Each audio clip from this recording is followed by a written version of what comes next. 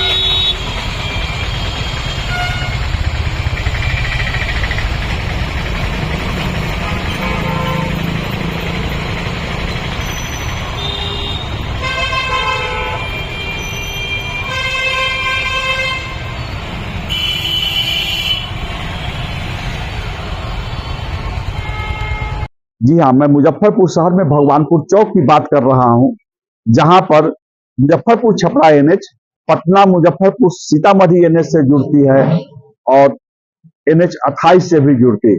भगवानपुर चौक पर 3 NH जुड़ते हैं आपस में, लेकिन वहां पर इन तीनों NH को जोड़ने के लिए कोई चौड़ी सड़क नहीं है। एक गलियारे से होकर ये NH एक दूसरे से जुड़ रहे हैं और नतीजा की रोजाना वहां जाम लगता है।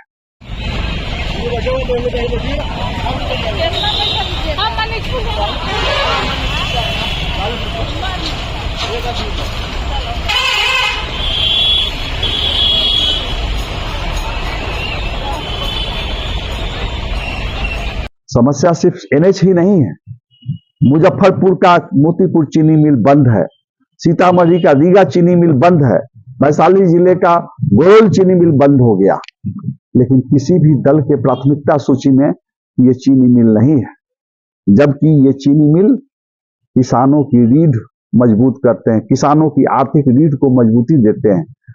रोजगार मिलता है बड़े पैमाने पर चीनी मिलों से, लेकिन खोखले वादे होते रहे कि हम मोतीपुर से उत्पादित चीनी से चाय पीकर जाएंगे अगली बार। आज तक चीनी मिल को दोबारा स्टार्ट करने के लिए कोई ईमानदार प्रयास नहीं हुआ है। तो आप जिन्हें वोट दीजिए, हम यहाँ की समस्याओं से आपको अवगत कराते रहेंगे। हमारा दायित्व है आपको समस्याओं से अवगत कराना। यह आप पर छोड़ता हूँ कि आपको किसे वोट देना है, किस पार्टी को वोट देना है, किस जाति को वोट देना है, किस खानदान को वोट देना है, ये आप पर निर्भर करता है। आपको बिहार बचाना है या आपको देश बचाना है, यह सब आप पर निर्भर करता है। आगे बढ़ने से पहले आपसे आग्रह है कि कृपया इस वीडियो को लाइक कीजिए, इसे अधिक से अधिक शेयर कीजिए, मेरे चैनल जनता चौक लाइव को सब्सक्राइब कीजिए ताकि मैं ऐसे दर्शकों तक पहुंच सकूं जो अब तक मेरी खबरें नहीं देख पा रहे हैं। ये मुजफ्फरपुर और बरौनी के बीच जो उत्तर बिहार का सबसे पुराना NH 28 था, जिसका अब नंबर चेंज हो गया है, इसके लिए जमीन अधिग्रहण की कोई जरूरत भी नहीं है। बार बार घोषणाएं होती रही और इसको 4 लेन में नहीं बदला गया। आए दिन इस पर दुर्घटनाएं होती रहती है, काफी हेवी ट्रैफिक है। इस संबंध में आपका क्या प्रयास रहा, क्या आश्वासन मिला? देखिए, मुजफ्फरपुर के चौहद्दी में देखिएगा, चारों परिवेश में तो लगभग सब जगह 4 लेन है। सिर्फ एक रेवा रोड जो नया बना है छपरा के लिए, उस 4 लेन नहीं है। और दूसरा ये मुजफ्फरपुर बरौनी जो है, जो सबसे पुराना NH है, इसमें तो जमीन अधिग्रहण करने की भी जरूरत नहीं है। इसके पास तो पर्याप्त जमीन है। और इसमें दूसरी सबसे अच्छी बात क्या है कि ज्यादा पुल पुलिया भी नहीं है। तो यहाँ पर 4 लेन बहुत आसानी से बहुत जल्दी बन सकता है। लेकिन पता नहीं सरकार की उदासीनता के कारण जो अभी तक ये तैयार नहीं हुआ। गत एक सभा में LS कॉलेज में सभा हुई थी, जो मझौली से चुरौट तक का रोड का शिलान्यास है, ये 18 के आसपास की बात है। माननीय नितिन गडकरी जी LS कॉलेज में सभा किए थे और मन से घोषणा किए थे कि इसको 4 लेन में हम तब्दील करेंगे। मैंने काफी इस पे पत्र भी लिखा। बार बार एक ही जवाब आया कि ये जो है इसका DPR का काम चल रहा है, लेकिन कोई सार्थक जवाब अभी तक शुरुआत का नहीं है। इससे पहले धर्मेंद्र प्रधान भी आए थे शेरपुर में गैस बोटलिंग प्लांट में जी, वहां की सभा में भी उन्होंने घोषणा की थी, धर्मेंद्र प्रधान जी ने। देखिए, घोषणाएं तो बहुत सारा हुई। मुजफ्फरपुर में रिंग रोड बनाने की भी बात हुई, लेकिन सब कागज पे ही अटक गया।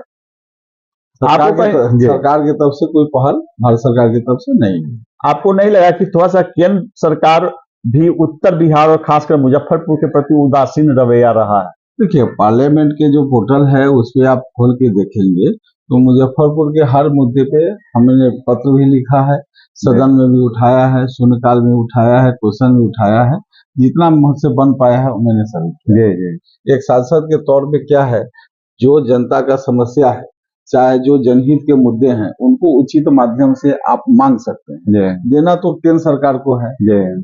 हम लोग तो सिर्फ डिमांड कर सकते हैं कि जनता के हित में ये चीज होना चाहिए। तो कभी कभी सफल भी होते हैं, कभी कभी कागज में फाइलों में उलझ के मामला दब जाता है। जिस छपरा मुजफ्फरपुर NH की आप बात कर रहे हैं, 2 लेन सड़क है और उसका मुहाना जाम है, बंद है, उसे कोई लाभ ठीक से नहीं मिल पा रहा। जी, सही बात है कि उसपे जो ओवरब्रिज बना उसके साइड में अभी तक ले अतिक्रमण ही।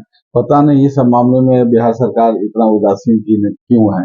यही नहीं, आप जब सरब्दीपुर मार्केट में जाएंगे, मार्केट से जब निकलेंगे तो आपको लेफ्ट साइड का भी रोड अतिक्रमण है।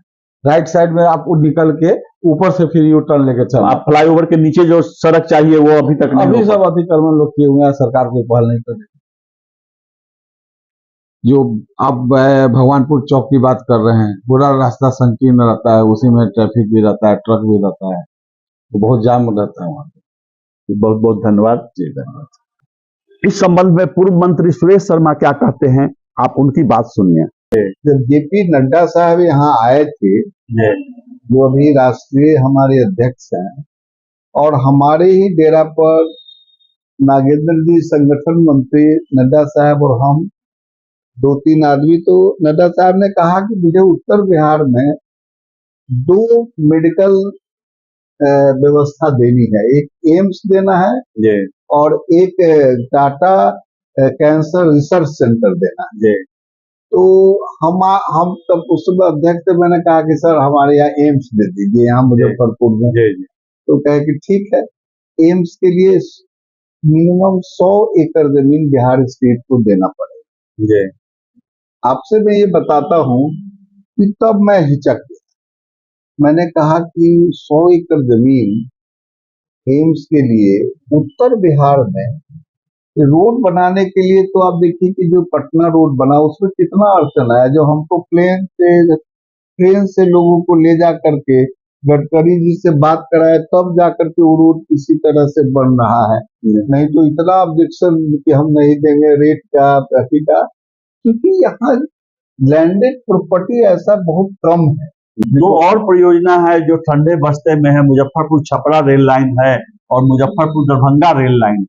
चारों तरफ रेल लाइनों का जाल बिछाया जा रहा है, लेकिन मुजफ्फरपुर को कनेक्ट करने के लिए जो छपरा की दूरी कम जाएगी, दरभंगा की दूरी कम जाएगी, योजना स्वीकृत है। अभी आप देखे हैं ना कि सरकार ने लैंड एक्वायर करने के लिए केंद्र सरकार ने कहा है कि रेवा घाट से पुल निकाल करके कैसे जाएगा जिससे डिस्टेंस कम हो। इस पर तो पेपर में पूरी बात आई है, तो सरकार के संज्ञान में है।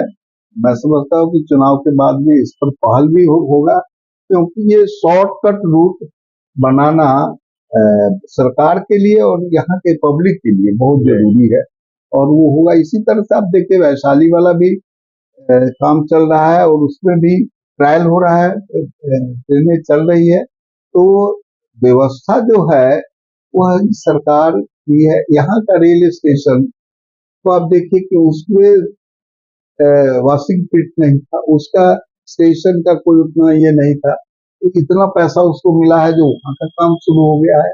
और आपको रामदयालु को भी डेवलप करने के लिए उसका विस्तारीकरण भी हो रहा है। तो मैं समझता हूँ कि मुजफ्फरपुर प्रधानमंत्री के नजर में इसका एक स्थान है, और आज प्रधानमंत्री जो विकसित भारत बनाने के दूरदर्शिता है, तो मुजफ्फरपुर भी विकसित मुजफ्फरपुर बनाने के लिए इन सब चीजों की जरूरत है। और उन्होंने कैंसर रिसर्च सेंटर दिया, क्योंकि 25 एकड़ में कैंसर रिसर्च सेंटर, आज ये कैंसर जोन हो गया है। यहाँ कई एक लाख आदमी कैंसर से पीड़ित है।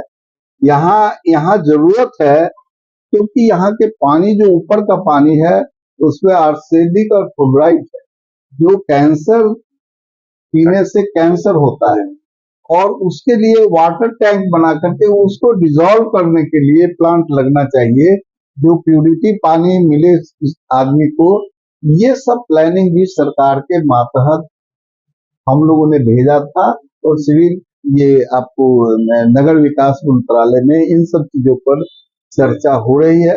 अफसोस ये है कि जो हम लोग करने वाले थे, यहाँ की जनता ने कुछ वोट से हम लोगों को बैक कर दिया, और ये सारा प्लान जो अभी होना था वो नहीं हुआ।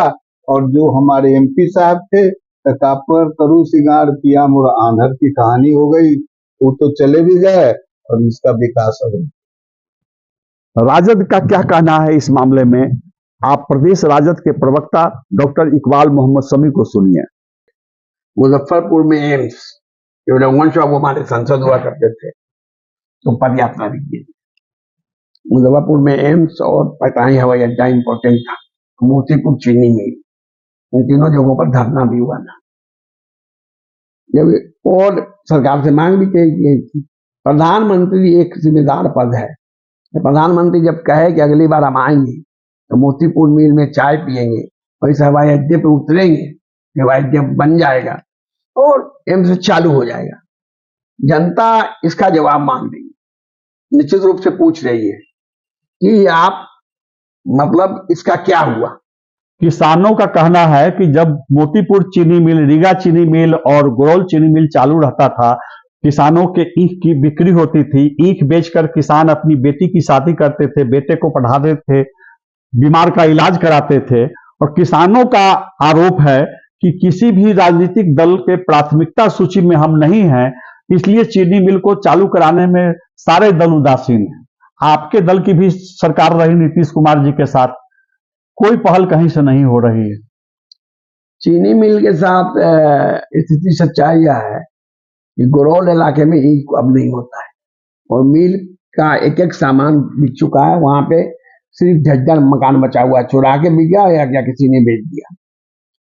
मोतीपुर चीनी मिल की बात हो रही थी, मगर उसमें उद्योग विभाग के बहुत सारे ये लोगों को जमीन दे दी गई खोलने के लिए। बहुत से कम लोग जमीन कब्जा किए हुए हैं। रीगा चीनी मिल चल रहा था, तो रीगा चीनी मिल बंद हो गया। देखिए, केंद्र से बड़े पैसे से ही खुल सकता है, राज्य सरकार से नहीं हो सकता है, या किसी की सरकार। राज्य सरकार जमीन मुहैया करा सकती है, यही सब हो सकता है, मगर उसमें लोन बड़ा और बैंक से फाइनेंस करके उसको करने का। असल में चीज है कि एक तो पब्लिक भी उब चुकी है कि लगता है कि नहीं होगा, और मोदी जी के जमाने में विकास पर कभी चर्चा हुई नहीं।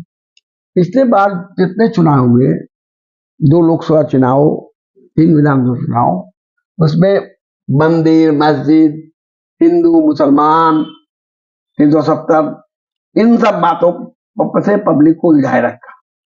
बेरोजगारी, विकास, इस यहाँ नहीं रखा, बल्कि सेना के साथ भी धोखा किया। जिस सेना को पेंशन मिलती थी, शहीद होने पर रिवाज मिलता था उसके परिवार को धन के रूप में, वो सब खत्म कर दिया। और सेना को आज 4 साल की ऐसी नौकरी दी है जिसमें उसको ना पेंशन है ना पेंशन है। तो हमारी सरकार अगर आएगी तो वो चालू करेगी। उद्योग लगाने की बात भी हमारे मैनिफेस्टो में है, जहाँ जरूरत होगी। क्योंकि चीनी मिल है, उससे किसी एक जाति को लाभ नहीं होता है। उसमें मजदूरों को मजदूरी मिलती है, पशुओं को आहार मिलता है, ईख की रुपाई, सिंचाई, कटाई, लदाई और चीनी मिल तक पहुंचाने में एक चेन है। हर तरह के मजदूरों को रोजगार उसमें मिलता है, व्यवसाय का मौका मिलता है। देखिए, जो आप बात कर रहे हैं, किसान की बात पिछले 10 साल में नहीं हुई। इस देश के किसानों ने बड़ा बड़ा आंदोलन भी किया, उसको दबा दिया गया। किसानों से लिखित भी वादे किए गए, पूरे नहीं हुए। ये सरकार निश्चित रूप से उद्योगपतियों की सरकार थी, किसान विरोधी सरकार थी। हम लोगों की जो अभी सरकार बनेगी, उसमें किसानों को सारी सुविधाएं देने की बात कही गई है, मैनिफेस्टो में घोषणा किया गया है, तो मैनिफेस्टो को देखने की जरूरत है। यहाँ तो प्रधानमंत्री जी की गारंटी फेल हो चुकी है ना। वो पता ही हवाई अड्डा बना, और उन्होंने दूसरी गारंटी भी दी थी कि अगली बार जब आऊंगा तो चीनी मिल खुला रहेगा, और यहाँ के मोतीपुर के चीनी मिल से जो चीनी का उत्पादन होगा, उस चीनी की चाय पीऊंगा। अब किस चीनी की चाय पिएंगे मोदी जी? मोदी जी की दोनों गारंटी फेल हो चुकी है। ये दोनों गारंटी तो फेल हुई ही हुई। यहाँ जो 2 स्थापित उद्योग थे वो भी यहाँ से चले गए। बटलर यहाँ का बंद हो चुका, और यहाँ का आईडीपीएल भी बंद हो चुका।